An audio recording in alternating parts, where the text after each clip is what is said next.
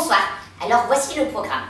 Tout d'abord, nous allons voir quelle était la commande du client à Christophe Godard, le graphiste, et nous nous attarderons ensuite sur un questionnement autour de la notion de voyage pour aborder le phénomène Google Earth, qui ensuite nous conduira à explorer la construction de l'affiche.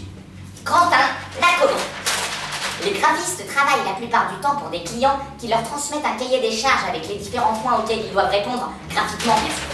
Voici le texte que reçut Christophe Godard pour faire l'affiche des journées portes ouvertes de l'École des Beaux-Arts de Besançon en 2013.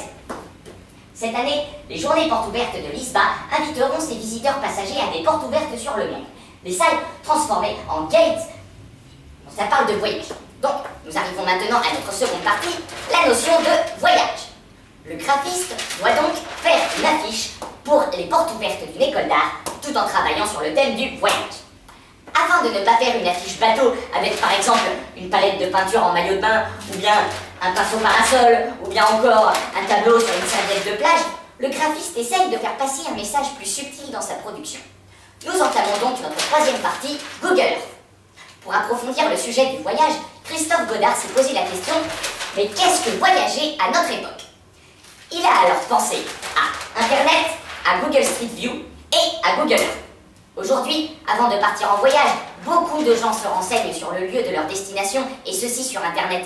Ils scrutent tous les endroits qu'ils vont voir, leur chambre d'hôtel, le monument à visiter. Ils font leur voyage avant de partir. Ainsi, avec son affiche, le graphiste parle non seulement de voyage, mais il propose également un questionnement sur les logiciels de localisation du réel et la perte d'imagination qu'ils engendrent. Quatrième partie, la construction de l'affiche.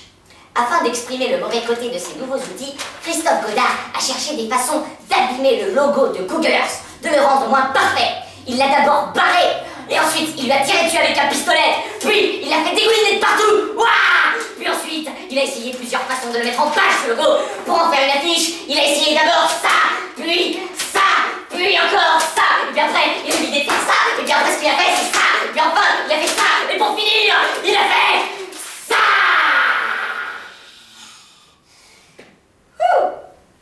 Voilà, c'était l'histoire de l'affiche de Christophe Godard pour les portes ouvertes 2013 des Beaux-Arts de Besançon. L'affiche 2014 au prochain épisode.